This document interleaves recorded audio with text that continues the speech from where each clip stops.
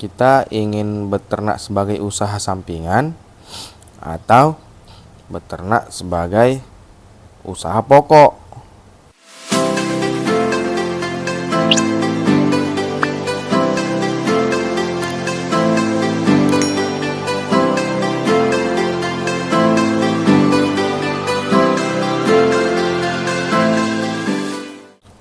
Bismillahirrahmanirrahim. Assalamualaikum warahmatullahi wabarakatuh. Jumpa lagi dengan saya di channel Aina Farm.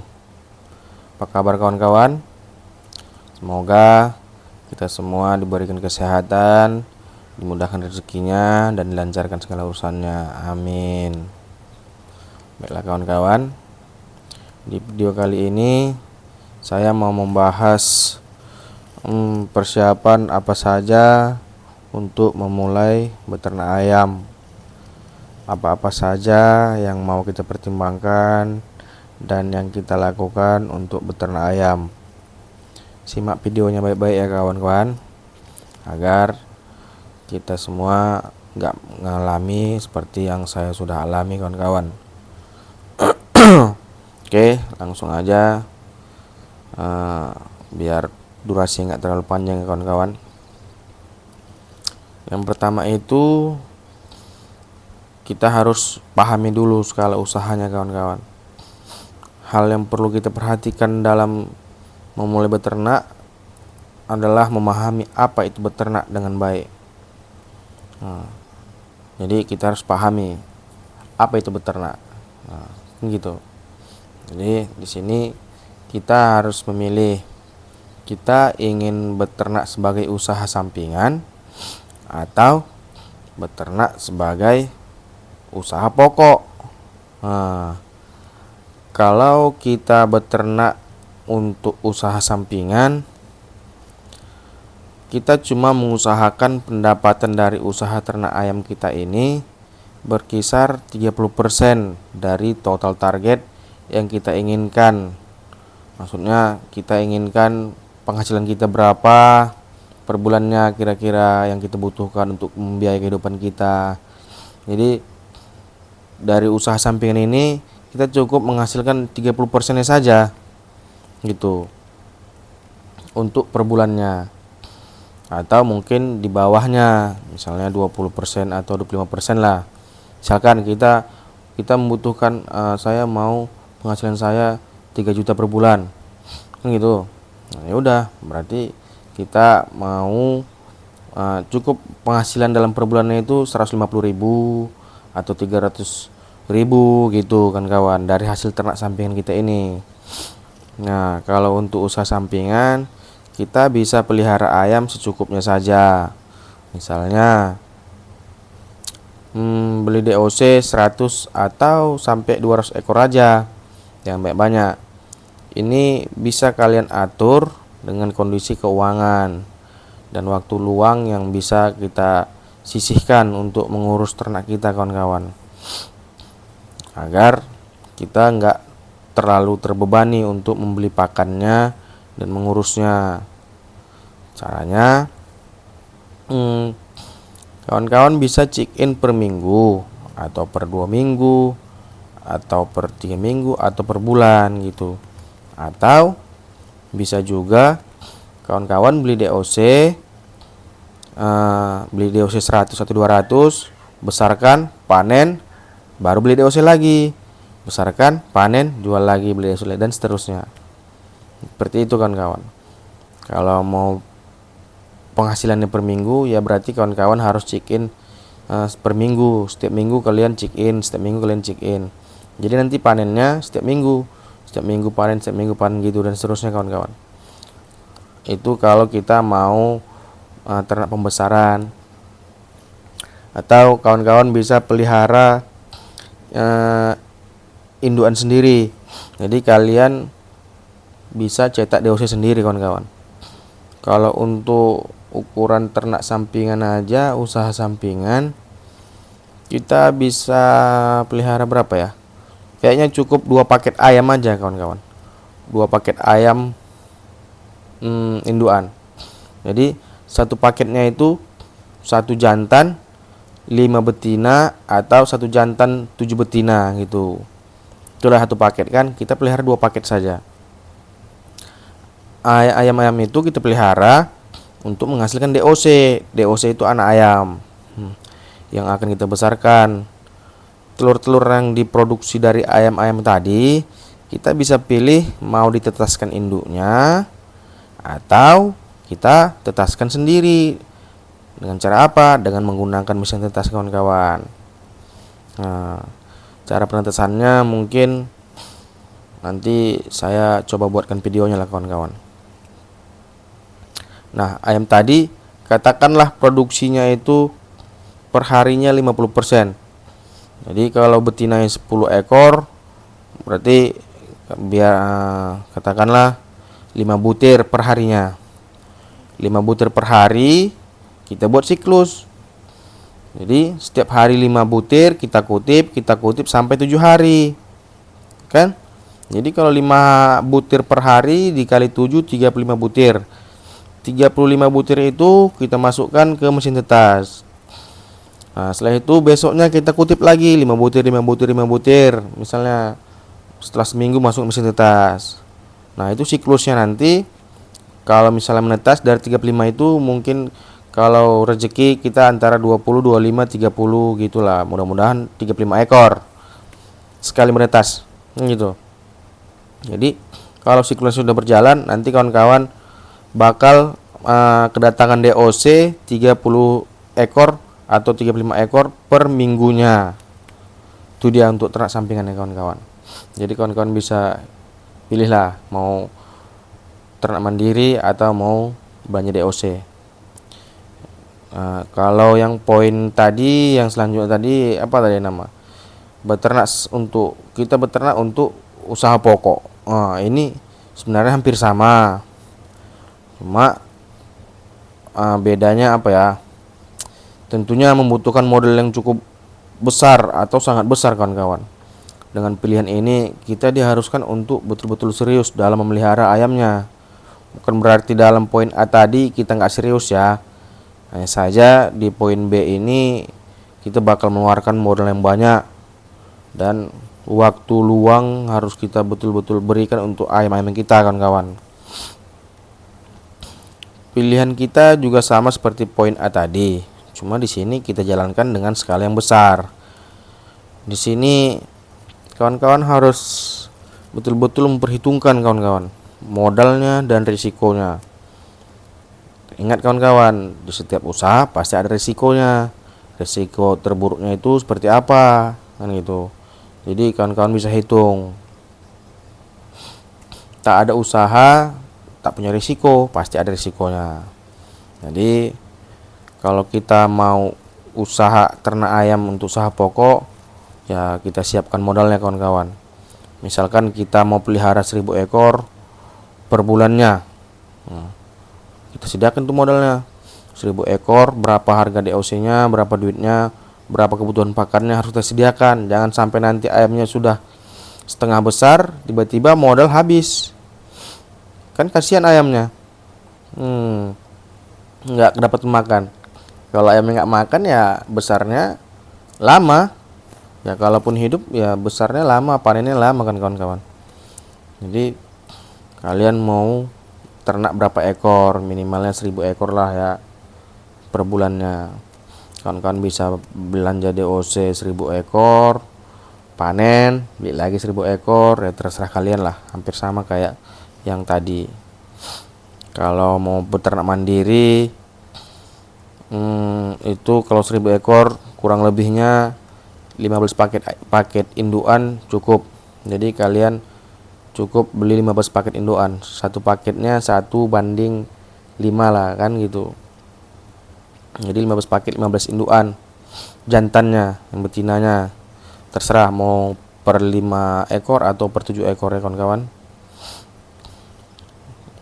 Kita lanjut apa ya? Yang kedua, siapkan kandangnya, kawan-kawan. Persiapan kandang ayam itu harus. Tentunya jika ingin beternak kita harus punya kandang ya, kawan-kawan.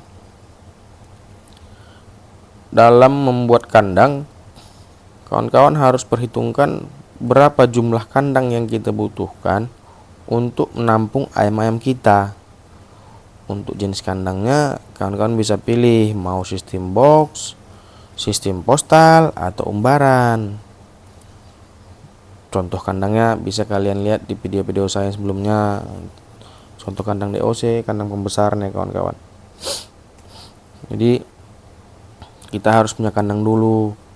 Ukurannya berapa, mau diisi berapa ekor, jangan sampai salah. Kalau untuk kandang DOC, kalau sistem boxnya 60 dikali 2 meter 40 itu bisa diisi 100 ekor kawan-kawan. Itu dari DOC sampai umur 14 hari itu bisa. Setelah itu kita pindahkan ke box selanjutnya yang berukuran besar lagi. Itulah. Untuk contohnya bisa dilihat di video-video saya sebelumnya kawan-kawan. Yang ketiga, tarik kawan-kawan, terpasang dulu.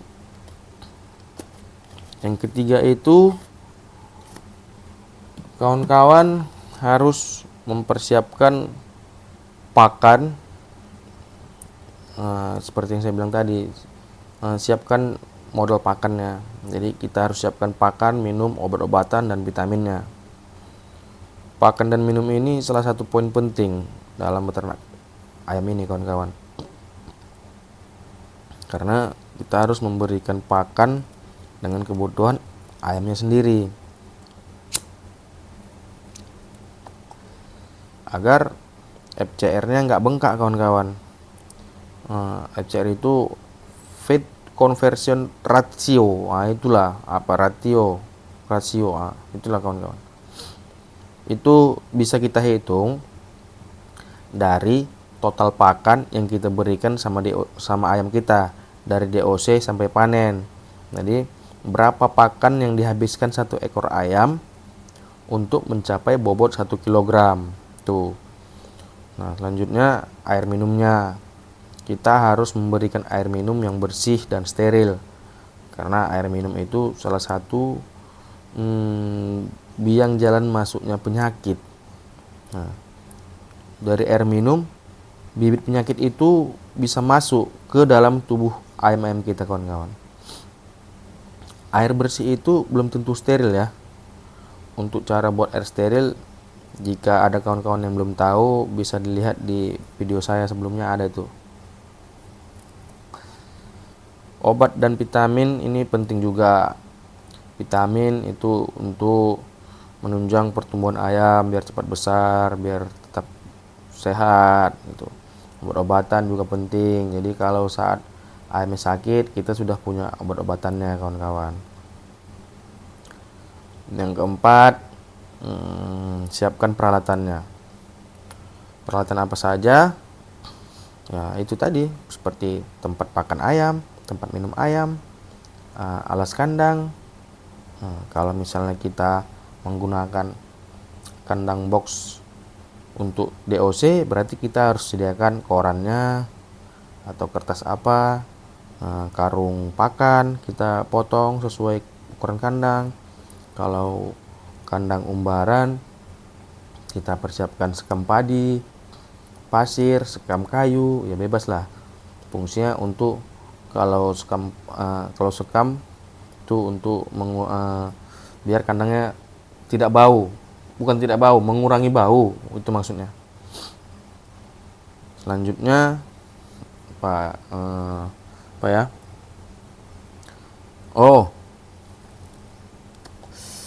Selanjutnya memilih jenis ayam. Ini juga sangat penting dalam beternak. Kalian harus memilih jenis ayam yang tepat. Ya, yang seperti apa? Ayam yang cepat besar dan bisa diterima di pasar. Karena percuma aja kalau kita pelihara ayam cepat besar tapi nggak laku di pasaran, ya kan? Jadi pilihlah ayam yang laku di pasar daerah kalian, tapi ayamnya cepat besar gitu. Biar laku kawan-kawan. Selain itu kawan-kawan harus tahu dulu pasar daerah kalian itu. agar kalian nggak kena tipu ya kawan-kawan. Misalkan harganya harus tanya-tanya juga berapa harga di pasar, berapa di pajak berapa kan, kita tanya. Jadi bisa kita menjual ayam kita tahu berapa harga yang harus kita kasihkan ke pembeli gitu. Yang keenam apa? Oh iya, ini apa? Pahami cara pemeliharaan ayamnya. Kawan-kawan juga harus belajar cara-cara dalam memelihara ayam agar kawan-kawan tidak rugi dalam beternak kawan-kawan. Nah, setidaknya kita tahulah basicnya, bagaimana caranya, bagaimana penanganannya ya kawan-kawan. Biar kita nggak rugi, biar nggak banyak yang mati. Tidak ada yang pasti, tapi kita hanya berusaha kawan-kawan. Nah, yang ketujuh atau yang keenam? Yang ketujuh ya. Yang ketujuh apa ya? Itu ayam itu juga butuh perlindungan dari dalam dan dari luar. Nah, kalau dari dalam itu vaksin. Jadi pahami pentingnya vaksinasi dan sanitasi. Vaksinasi itu untuk perlindungan ayam dari dalam, sanitasi itu untuk perlindungan ayam dari luar. Nah, ini juga jangan lupa, vaksin itu sangat penting. Vaksin ini gunanya untuk meminimalkan resiko saat ayam kita terserang penyakit kawan-kawan. Bukan kita kasih vaksin ayam kita nggak bisa sakit, bukan. Jadi kita kasih vaksin itu untuk biar ayam-ayam kita bisa menanganinya lah, untuk menambah antibodinya. Jadi vaksin itu kan seperti virus kawan, virus yang dilemahkan ya. Jadi di saat ayam yang sudah kita vaksin, setelah kita vaksin tiba-tiba terserang virus, antibodi dari ayam kita itu sudah mengenali, oh ini virusnya, oh cara menanganinya seperti ini gitu. Jadi ayam kita nggak sempat mati kawan-kawan. Gitu, itu fungsi vaksinasi, ya kan. Selanjutnya sanitasi. Sanitasi ini untuk perlindungan dari luar. Sanitasi ini harus sering kita lakukan kawan-kawan, biar kandang kita itu nyaman. Fungsinya sanitasi ini untuk mencegah berkembang biaknya virus, bakteri, kuman-kuman, atau apalah bibit penyakit yang ada di kandang kita kawan-kawan. Karena kalau di kandang kita itu bersih, udah pasti ayam-ayam kita nyaman, dan kita juga bakal nyaman untuk berlama-lama di kandang kita. Kadang kita nyaman gitu kan melihat-lihat ayam-ayam kita, tapi kalau keadaan ayam kita itu kotor, pastinya kita nggak akan nyaman berlama-lama di situ. Jadi kalau kandang yang bersih, ayam nyaman, kita juga nyaman. Apalagi ya, mungkin itu aja dulu kawan-kawan yang bisa saya ingatkan untuk kawan-kawan semua yang baru ingin mulai beternak ya. Kalau misalnya ada saran-saran dari kalian untuk saya, ya boleh dicantumkan di kolom komentar. Mudah-mudahan kita semua tidak mengalami kegagalan dalam beternak ayam kawan-kawan. Amin. Kalau menurut kalian video ini bermanfaat, kalian bisa bagikan ke kawan-kawan yang lain. Kalau ada pertanyaan atau saran ya cantumkanlah di kolom komentar kawan-kawan, biar saya bisa memberikan tempat untuk kita berbagi pengalaman dalam beternak kawan-kawan. Jadi itu saja, saya mau izin pamit. Assalamualaikum warahmatullahi wabarakatuh. Salam peternak Nusantara. Bye bye.